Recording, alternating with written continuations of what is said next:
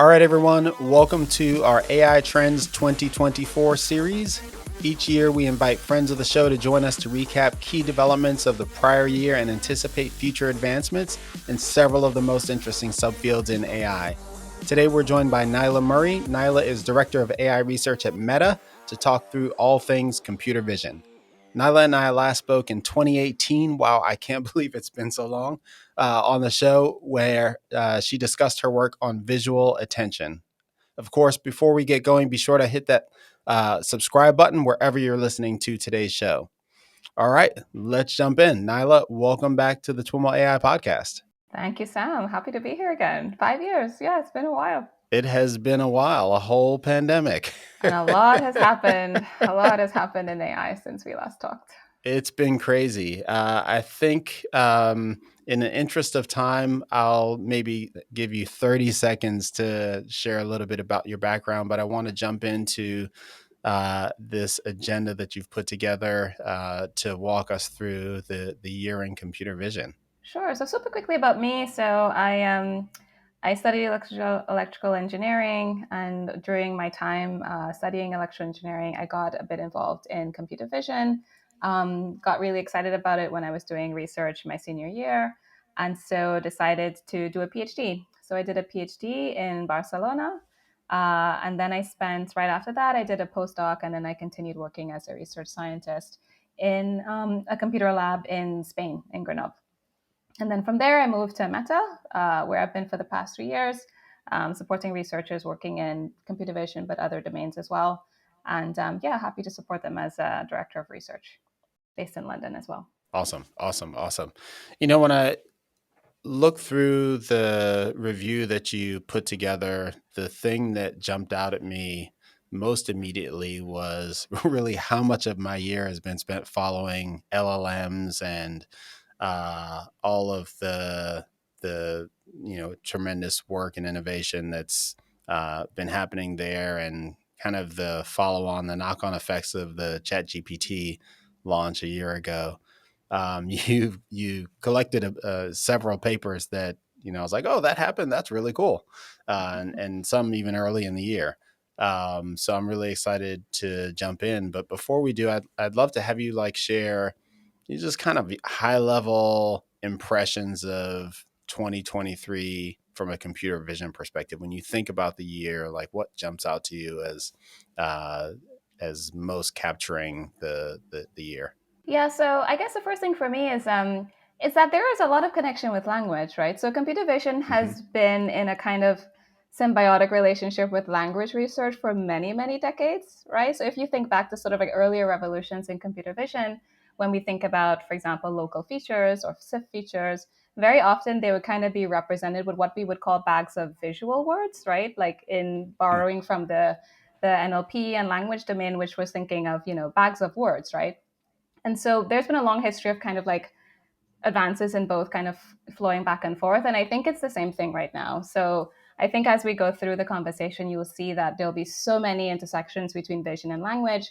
And then using language models as basically a lots of as zero shot predictive models, basically for all kinds of basic vision tasks, and then going beyond more basic vision tasks into things that are much more complex as well. So you'll see that language continues to be quite salient here too.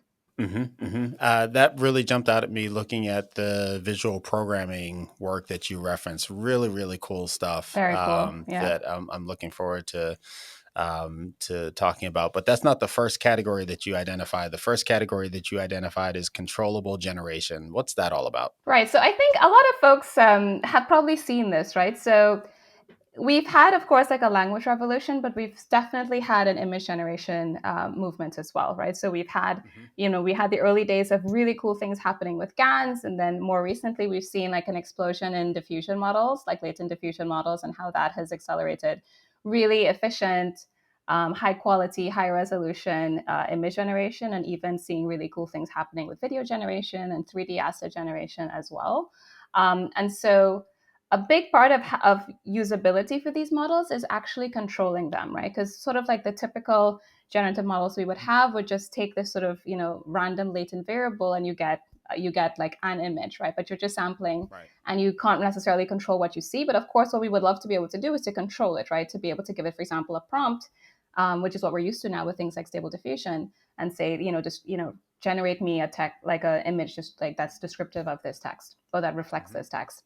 And so there's continuing to be just so much energy and research interest around this. Questions about how can we control it more efficiently? How can we have more diverse prompts? So we can think of prompts typically as text, but you can think of visual prompts, right? And that gets you into spaces of, as opposed to generating an image, how can I generate a variation of a given image, right? So you can do Mm-hmm. things like that. You can think of, rather than an image prompt or a text prompt, what about a depth-based prompt? So I would like to have an image that corresponds to this specific depth information, or some sort of segmentation mask that you can put in as well. That's also something that's very interesting.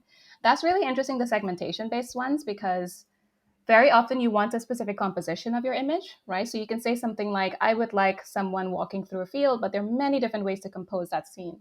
And you might want to specifically control that as well. So I think that's been really interesting to see. There's been works like ControlNet, for example, which I think took the internet by storm.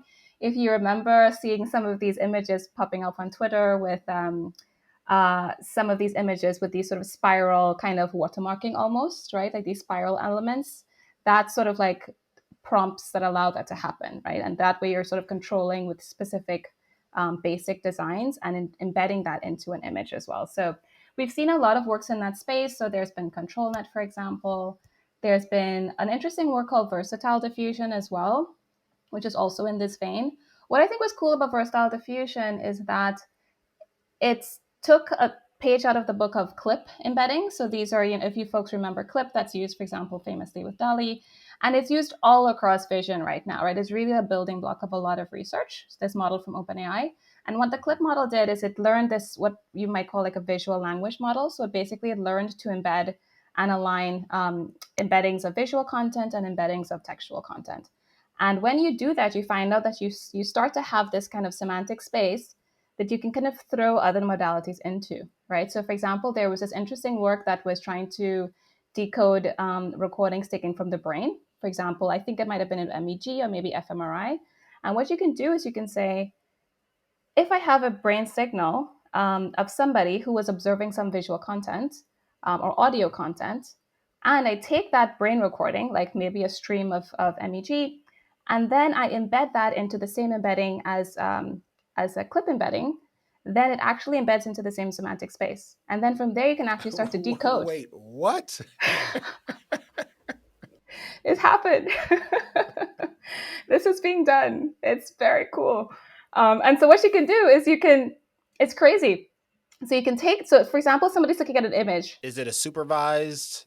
It's supervised in the sense that you have pairs of brain recordings and the visual stimuli or the audio stimuli that the person was watching at the moment that the recording was happening. So you have a match between what is being visually shown and how the brain is sort of responding to it. Okay.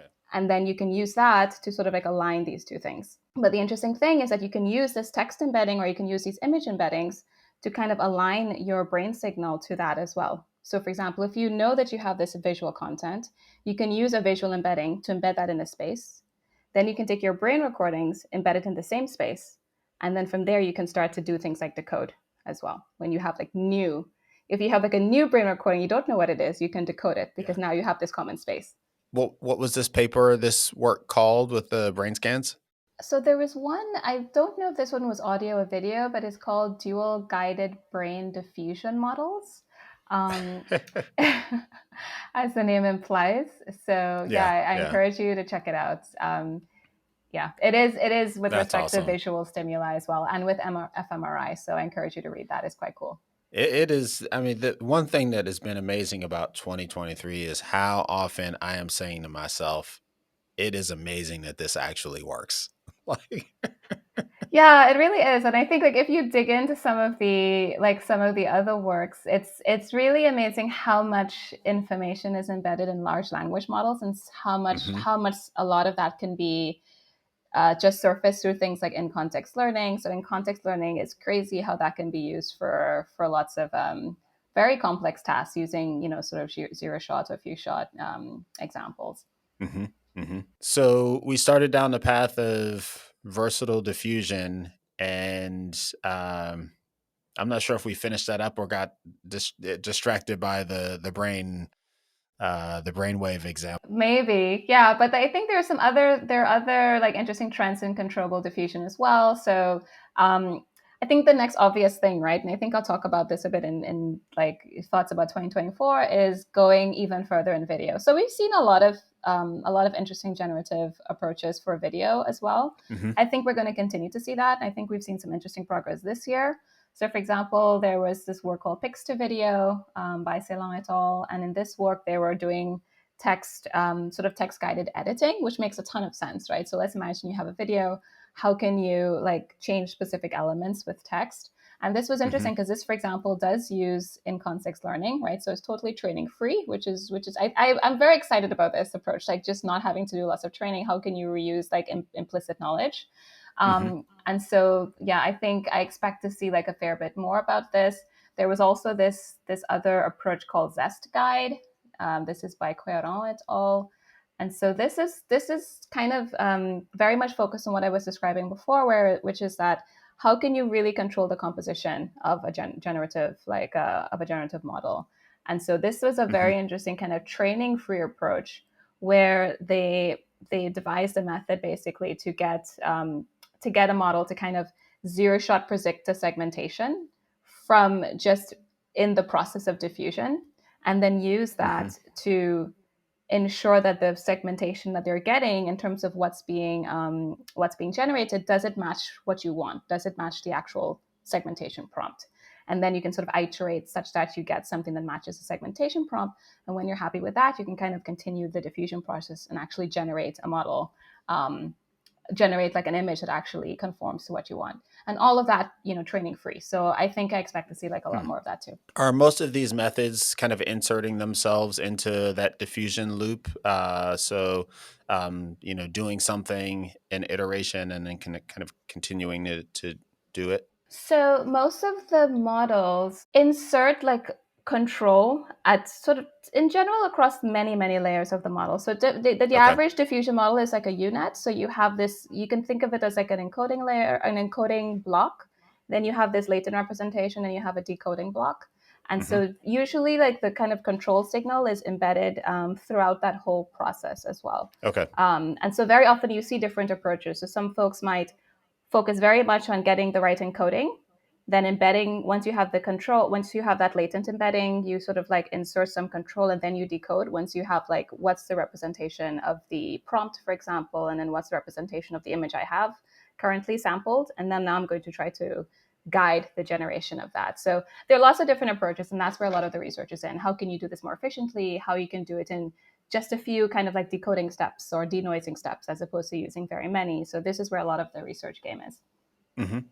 And you mentioned ControlNet and some of the the images that we saw, but didn't dig into their approach. Kind of what characterized the approach that was taken with that paper. So, for example, ControlNet. What's interesting about that one is that it's very much focused on reusability. So reusing as much as you can as sort of like a base generative model. So I think this approach was based on stable diffusion, and it took the approach of saying, very often when you want to adapt a diffusion model to a specific type of prompt, be it a text prompt or let's say a segmentation prompt, you sort of need to create a fine-tuned version specifically for that type of prompt modality.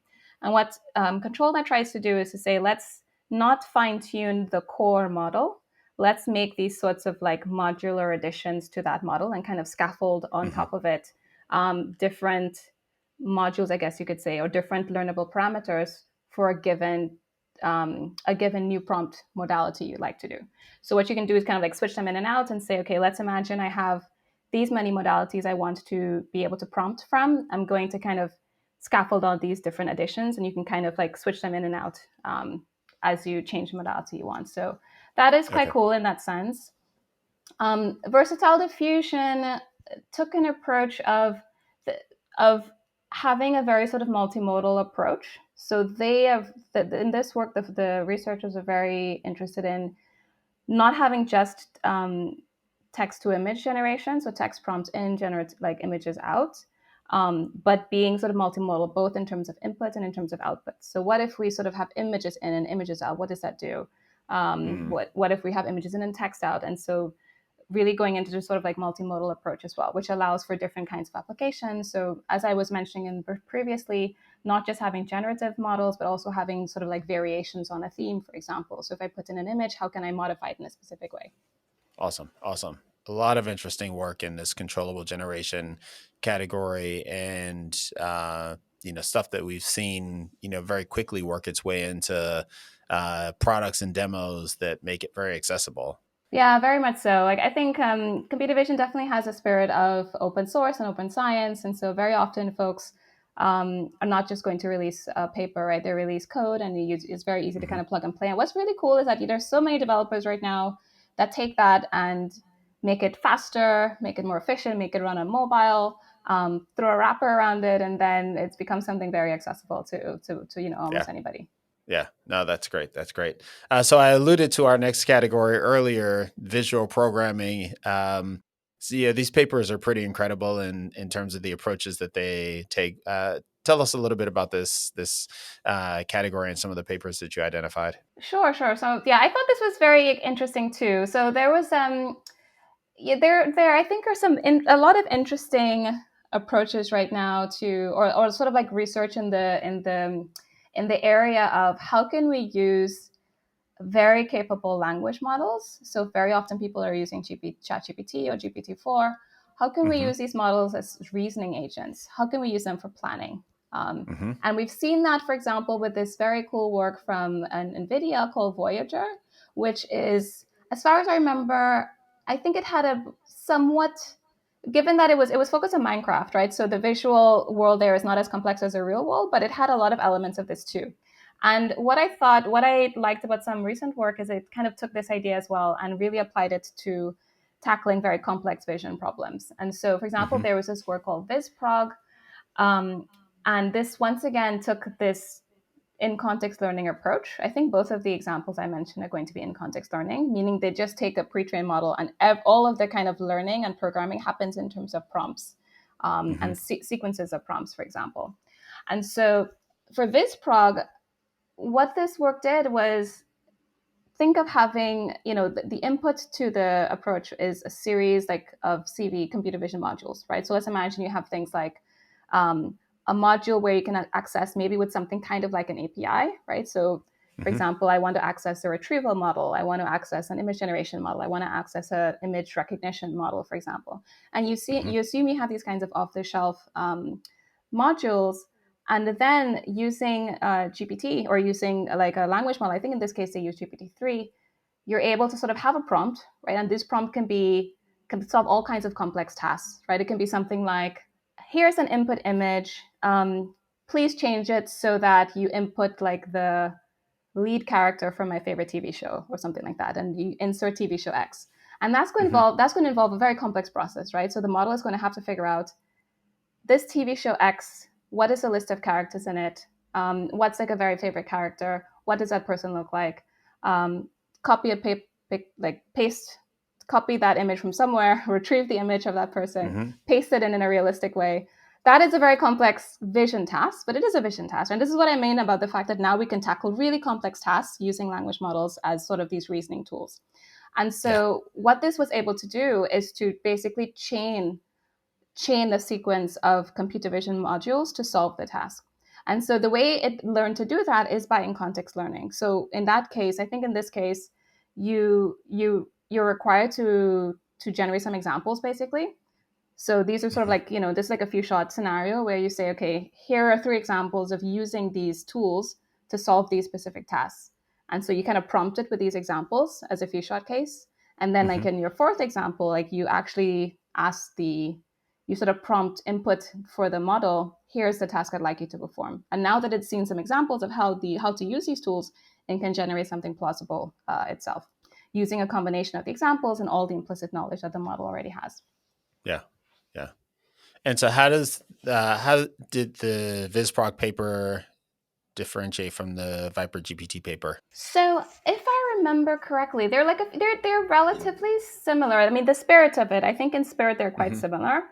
I think there are a few differences. So, for example, I think ViperGPT, they leaned a bit more into thinking of this as a code generation problem. So, for example, I think this work, ViperGPT used specifically GPT codecs. So it's like a code optimized version of GPT.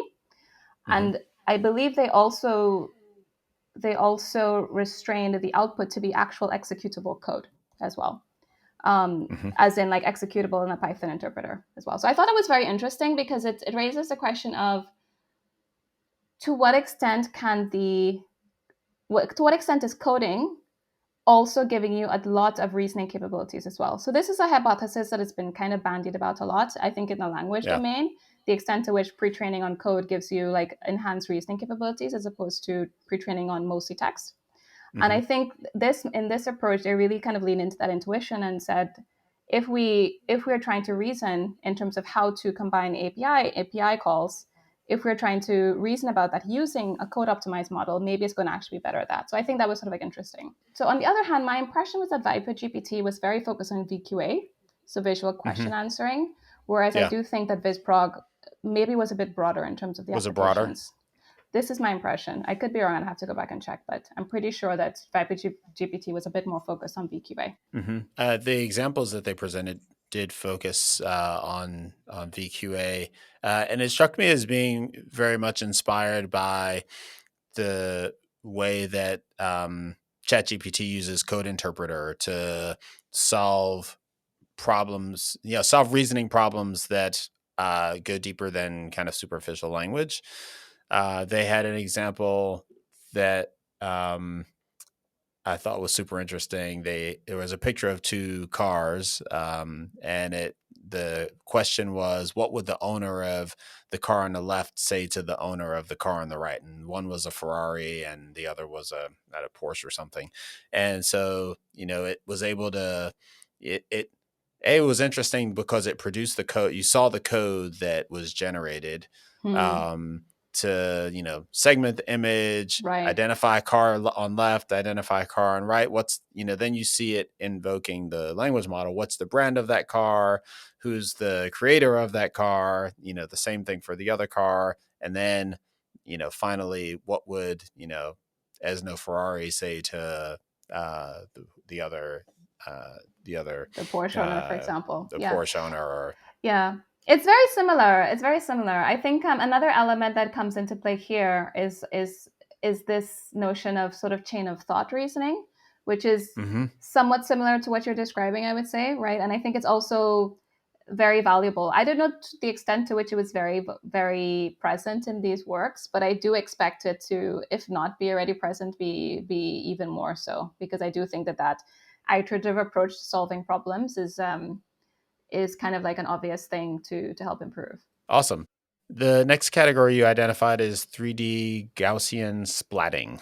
So I think we had to mention this. What's Gaussian splatting in 2D? So Gaussian splatting. So I'm not by no means a graphics person, right? But the kind of intersection between vision and graphics has always been like pretty large. But basically, so my understanding of splatting is that it's I think it's as the name implies, it's kind of like you kind of like paste onto like a specific point. So you say rather than represent the world, for example, as 2D points or 3D points, let's give some volume to that. So like in 2D, that could be like a circle or an ellipse, and then in 3D, it'd be like an ellipsoid, I guess. And so the idea is basically it reminds me of a Gaussian mixture model. So very often, Gaussian mixture models are just, like friends of machine learning goes way back. Also for representing visual content. And the way I think about this is thinking of a 3D scene as sort of, you have a 3D kind of extent, right? And you can kind of place 3D Gaussians in there. So you can think of it as like an ellipsoid. It's not quite a Gaussian. I mean, it doesn't have infinite extent, but let's imagine it's kind of like an ellipsoid. And how can you reconstruct your 3D scene, reconstruct the volume in there, or at least I should say the occupied volume, right? Because you can have empty space. But how do you fill the occupied volume in that space with Gaussians of different sizes. So you can think of like a spherical ellipsoid, or you can think of a very elongated one. And so this is a model where it basically creates this point cloud of a 3D scene, and then in every point, basically, it puts in a Gaussian, and then it can kind of take out points and remove and add in points as needed to kind of fill in the volume.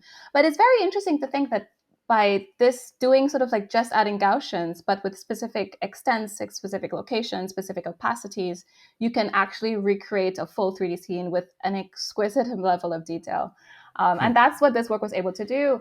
And it's quite interesting because there's been a lot of, in the past few years, there's been this explosion of what we call NERF models. So these like neural radiance field models.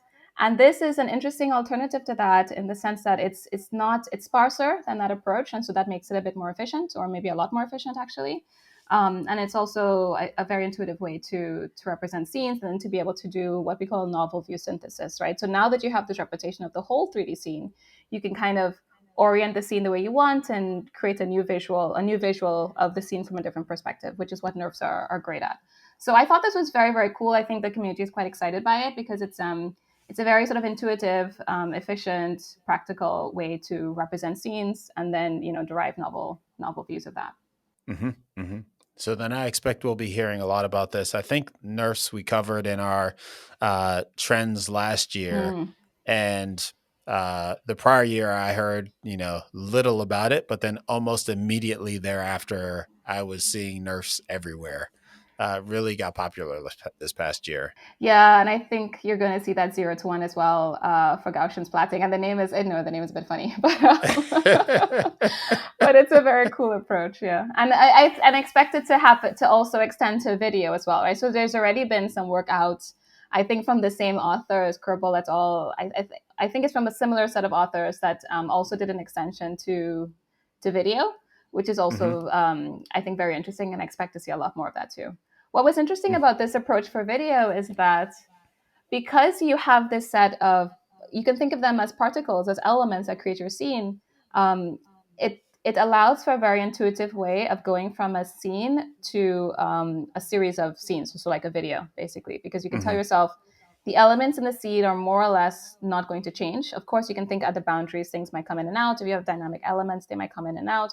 But generally, if you have a scene, you're going to have a lot of the same elements. And then the process of creating a video out of it is a process of sort of tracking the individual elements. And so that gives you like a very interesting way to go from a static scene to like a dynamic scene, or to go from, one frame to a sequence of frames as well. Is the approach used primarily for generation, or is it primarily for analysis? When I think about the description of kind of, superimposing Gaussians in a space, the most obvious thing for me is like representing the structure of the space as opposed to kind of a rich visual, generating a new image or video or something like that. But it sounds like you're saying that it can be used for the latter. It can be used for that, and it's astonishing. So the interesting thing is that in the original paper, I believe they used in general anywhere from 1 million Gaussians to 5 million Gaussians. So it's and so the combination of the Gaussians with the kind of alpha matting on top of the Gaussians allows you to have a really exquisitely detailed image. You generate these reconstructions that, if you think of what image reconstruction looked like 10 years ago versus this, it's indistinguishable for me anyway from someone having taken a picture of it with a nice camera. So and so is the effect ultimately one of it's kind of a lower dimensionality representation of this very intricate thing, and so it allows us to, it's kind of an efficiency play in a sense? I would say, I think that's one of the main advantages of it, because you can kind of think of it as saying like you're representing a 3D scene with like indeed like 1 to 5 million Gaussians with some kind of weighting and a bit of information, metadata associated with each Gaussian. So you can say I have these millions of Gaussians, each of them I have associated like an opacity, an extent, a location, that sort of thing. If you compare that with a typical NERF, which is like a neural network, right? So it has many millions of parameters. It's generally more efficient. And so that's like what I find most exciting, although I'm sure there are other advantages as well. Awesome. I'll be on the lookout for that. Maybe that's why I saw NERFs everywhere, but I think not. I think it was totally organic. Yeah, search for splatting, your 3D Gaussian splatting. You'll find yeah. I think it'll be unavoidable anyway next year. You won't have to look for it. Yeah, yeah. Awesome, awesome. So the next category you identified is called vision plus LLMs, but we've already been talking quite a bit about vision plus LLMs. What exactly are you trying to get at here? Yeah, so it's true. I was actually thinking about this and I sort of like, well, that's kind of the whole game right now. So it's what does it mean to separate it?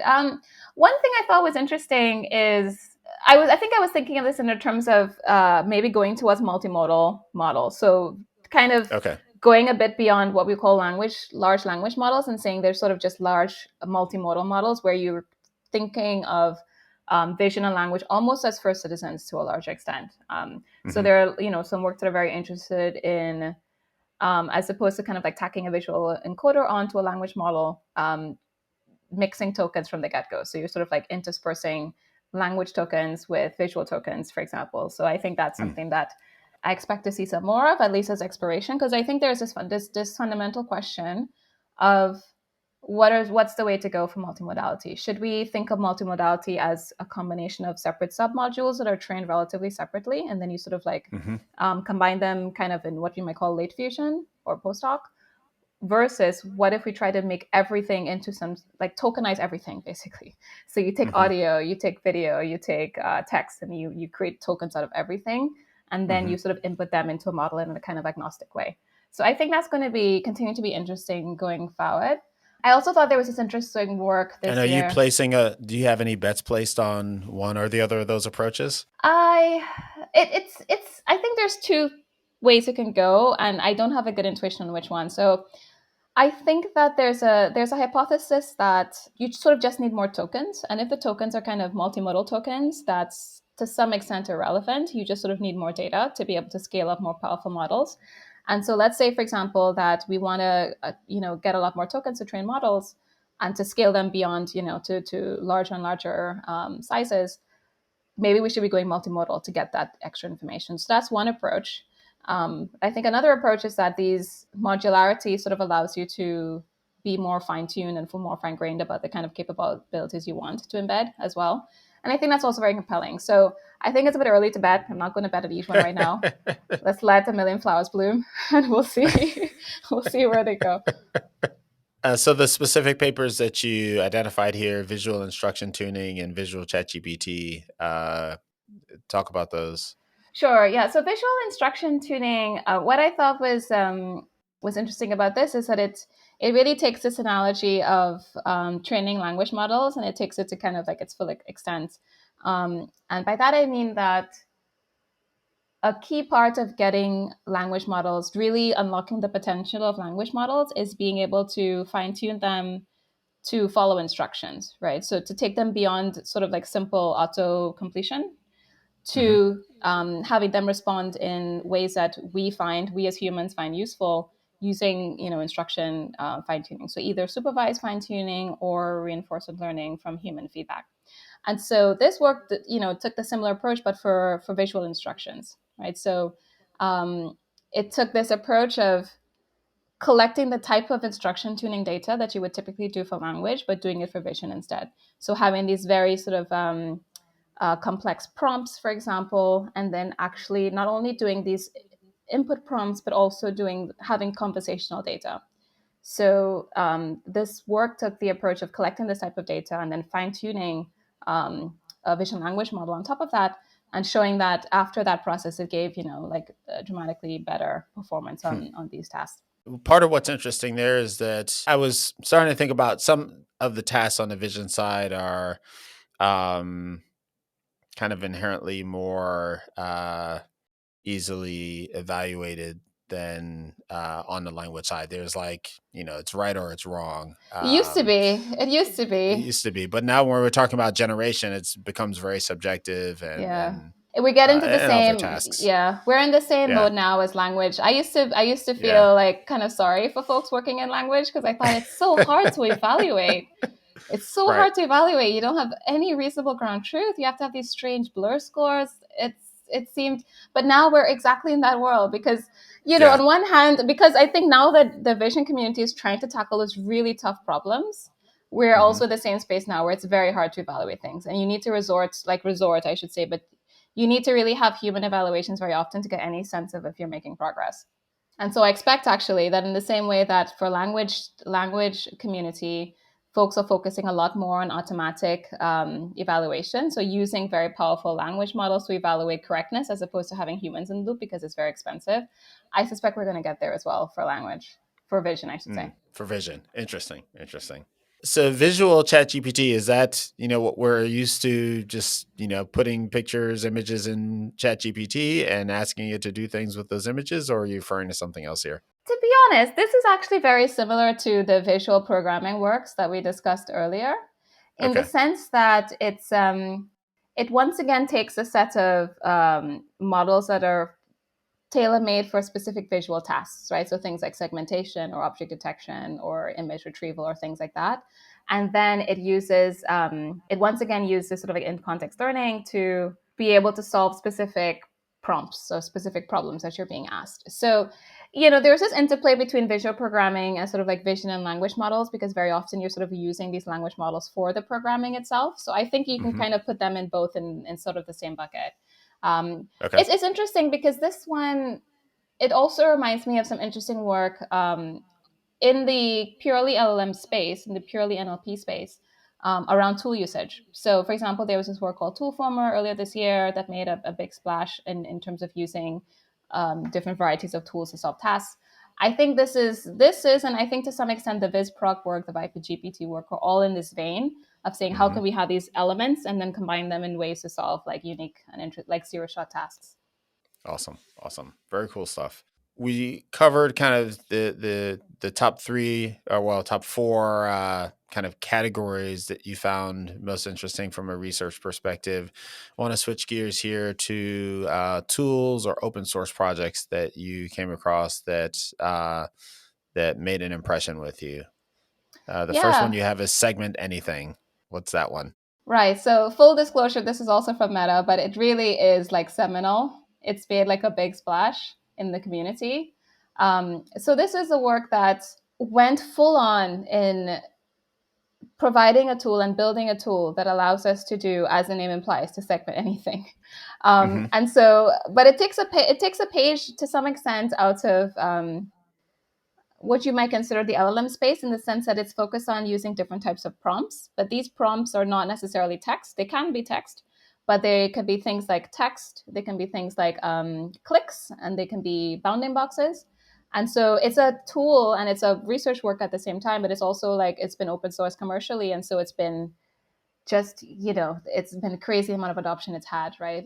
Because it worked really, really well. But basically, it's a tool at the end that allows you to have this interface where you put in, for example, an image or a video. You can click on it and then immediately segment it.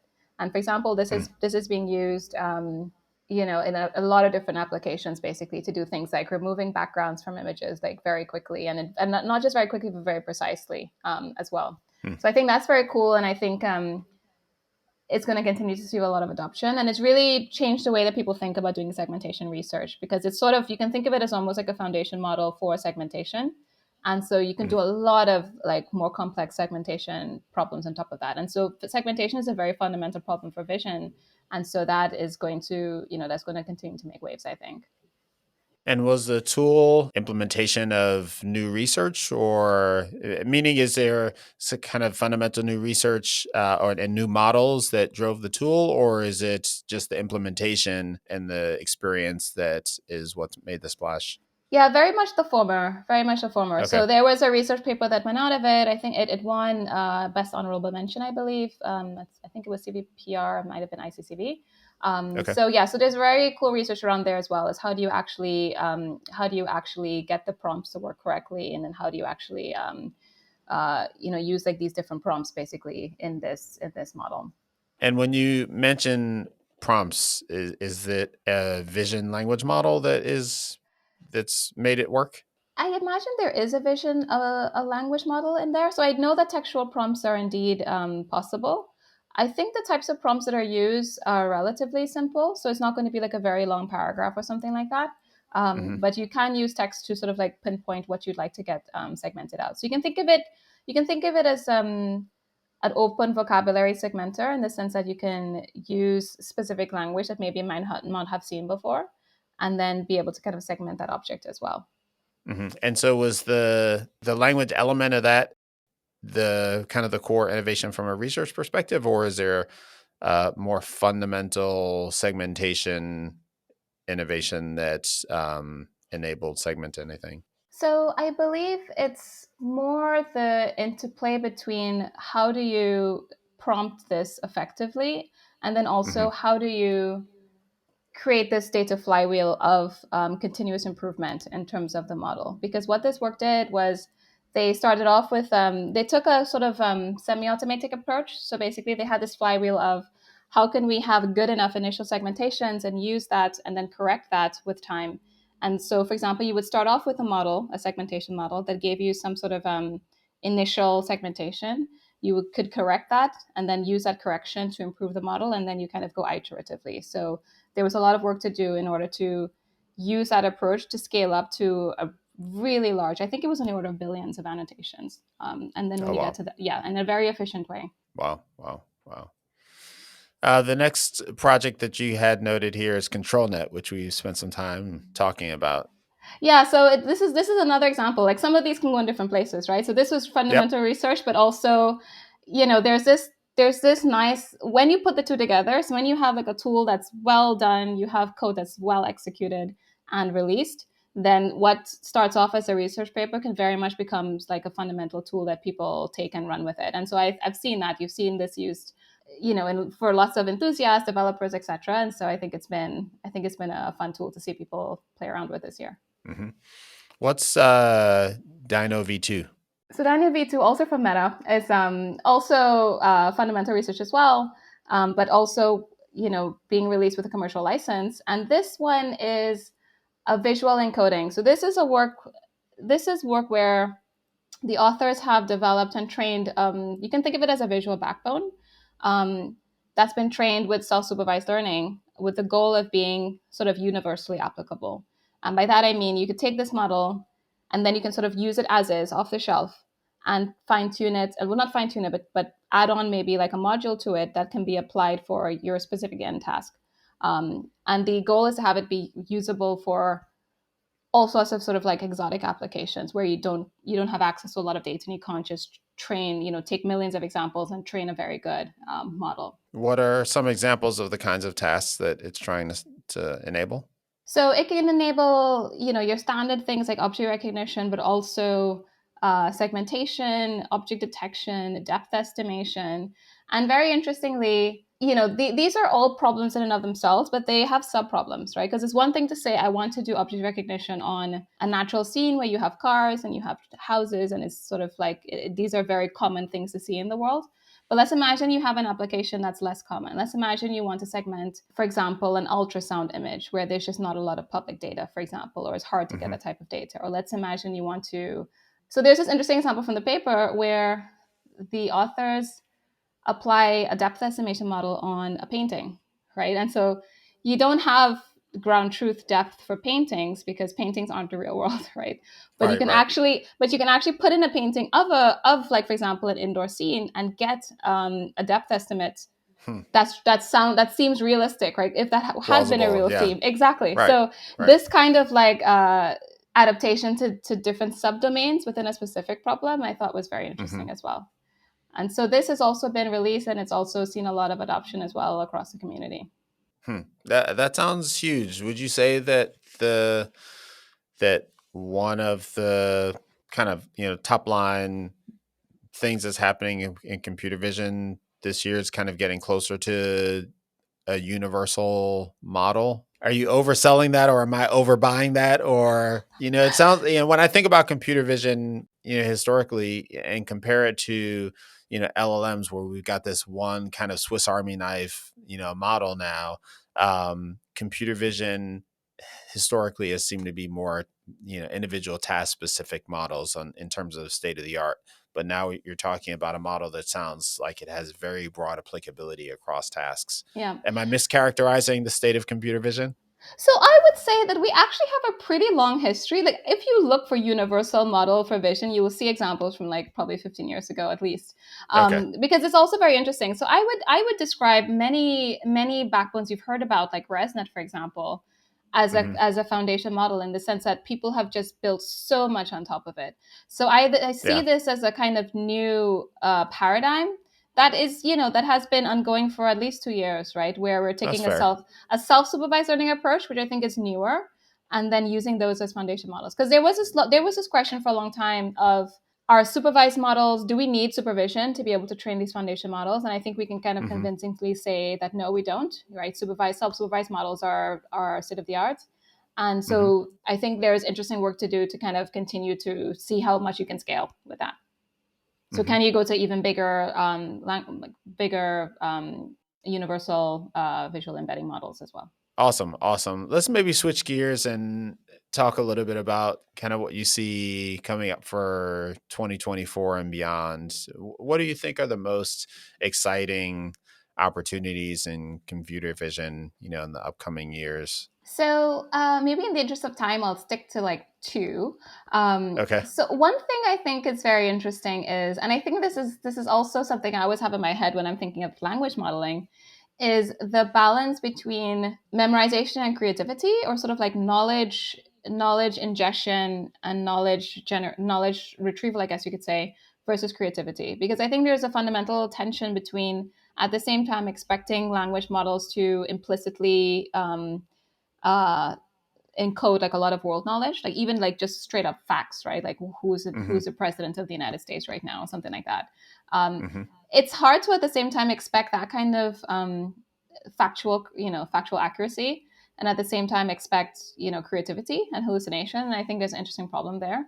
So I think both for language, but then also for vision, I find it a very interesting research problem to think about how can we control those two things and what is that going to take.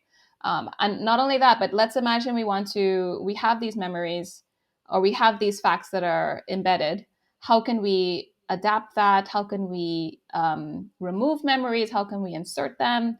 Uh, what are techniques to do that? Should we be focusing only on external memories, so things like vector databases, or do we have ways to kind of control that more implicitly? I think that's like an interesting area for research, and it's going to be important, I would say, for all foundation models, be they visual models or language models or multimodal models. Hmm. Give us an example of how, um, like some research that might explore that domain. So I think so. There's maybe two avenues. So there's a lot of work around, like for example, retrieval augmented generation, right? Hmm. So the way this could look like for vision is something like, um, generate for me a picture of the cast of Seinfeld on the moon or something like that. And Hmm. so what's in the absence of, so you need to have, you need to retrieve some knowledge, right? So in some sense you need to have a memory that you're being able to access. And Hmm. so without, so the question is, what sort of memory should this be? How should this be encoded? You can Hmm. think of it being encoded or like modeled externally as basically like a database of pictures of cast members of movies, for example, or Hmm. TV shows. And then you can sort of access that and say, I want to retrieve this, and then you retrieve the visual content you need, and you proceed to kind of like generate using that knowledge. Or you can expect that it's somewhere in your visual model. It's learned. It's just somewhere in the weights, right? Right. It's being encoded. For example, you would have to hope that in all of the images that the model has seen previously, there are enough images of cast of Seinfeld that it can sort of retrieve that, assuming it has like a good alignment between vision and language, right? So that's one way to do Hmm. it. You have the external one, you have the implicit one. And let's imagine you have the implicit one. How can you, I think there's a key question around how can you modify this memory? And there's Hmm. been a lot of interesting work. I'm not sure in language, in vision, to be honest, but there's been a lot of interesting work in the NLP domain into really looking into mechanistic interpretations and mechanistic analyses of, for example, memory modules. And so that's involves things like actually doing analysis on the specific activations of the weights in a language model to be able to figure out when the model, for example, is generating the specific token that corresponds to an entity, what was the activation pattern, like which neurons were involved in sort of like putting high probability on this specific token. So this is like very, I think, very, it's a kind of emerging field, but I think it's a very interesting field to start to have really think of these models as glass boxes that you can really look at them and analyze them and have this sense of, what are specific weights doing and specific activations and connections doing. Okay, awesome.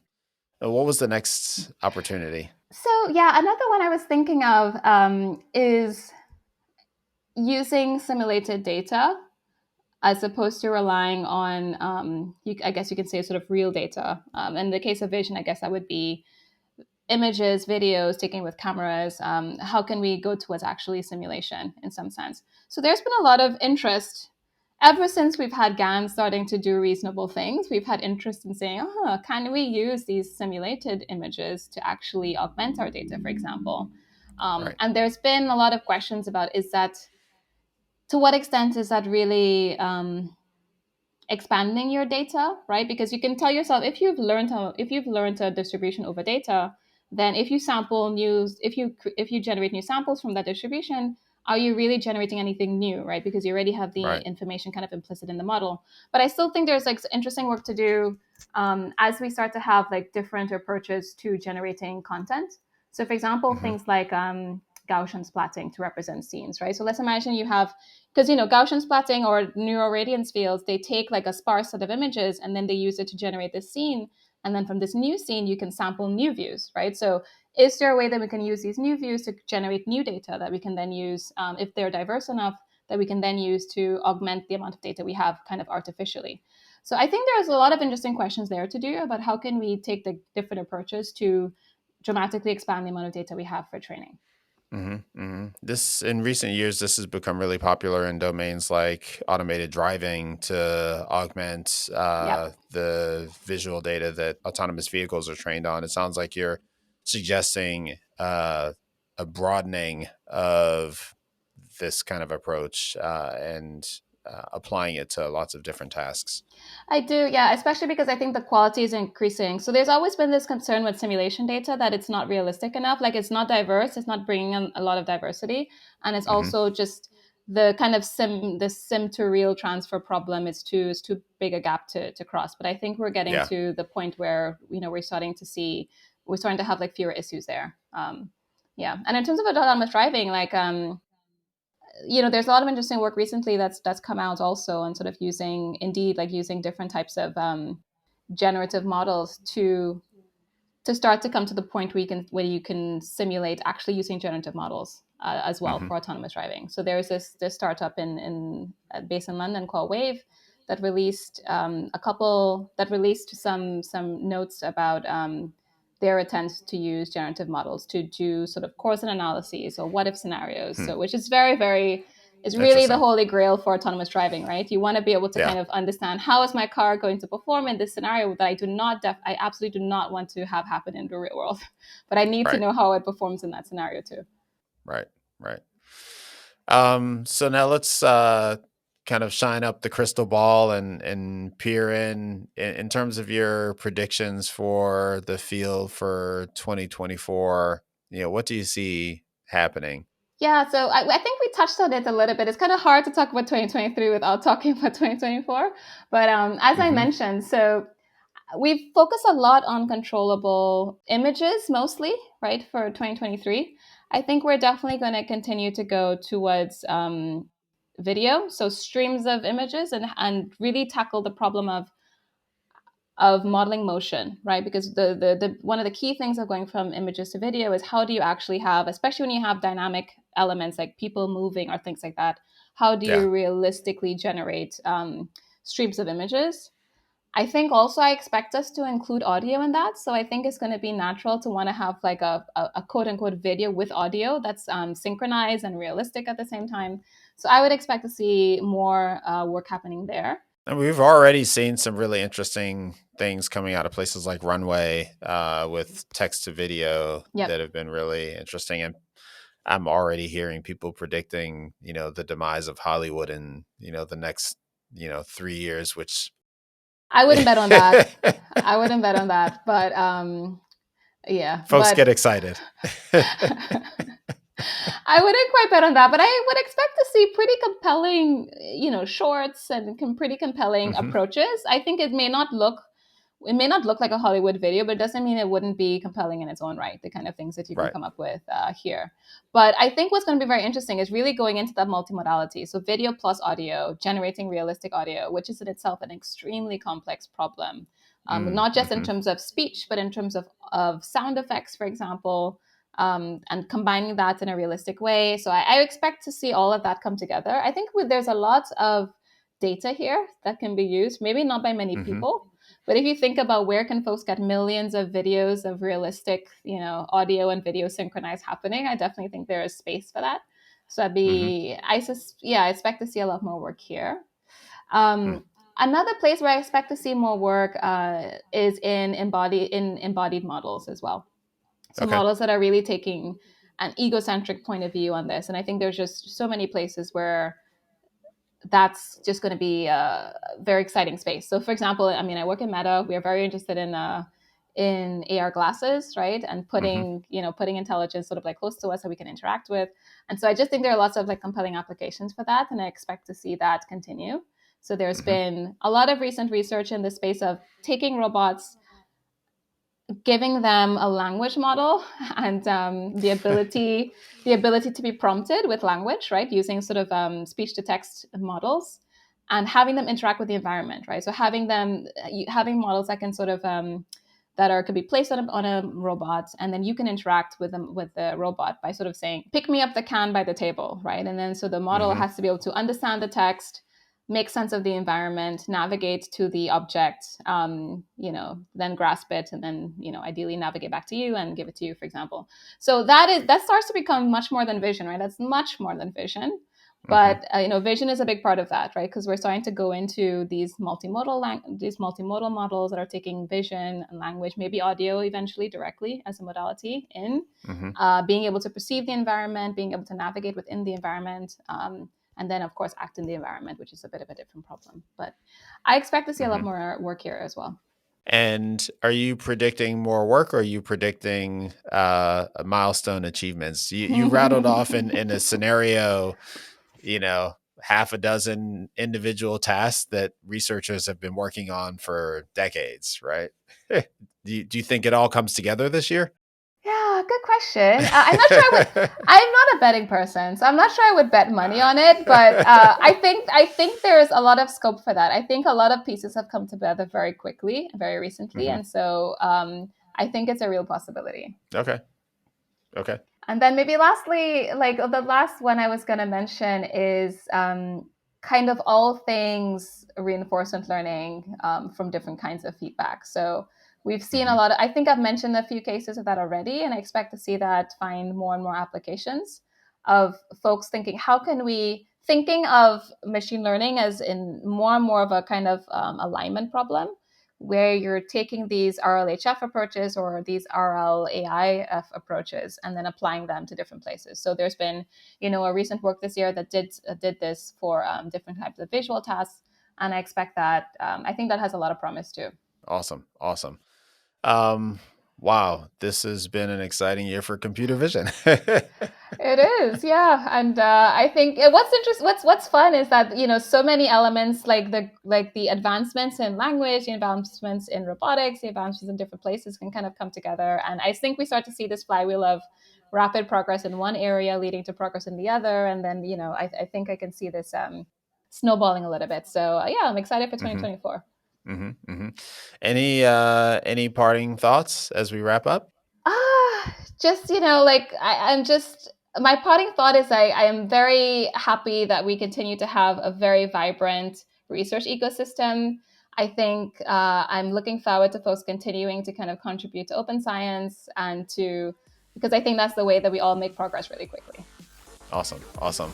Well, Naila, thanks so much again for all of the work you put into pulling this together for us and for walking us through your take on 2023 and beyond in computer vision. It was a pleasure. Thanks so much, Sam. I love the conversation.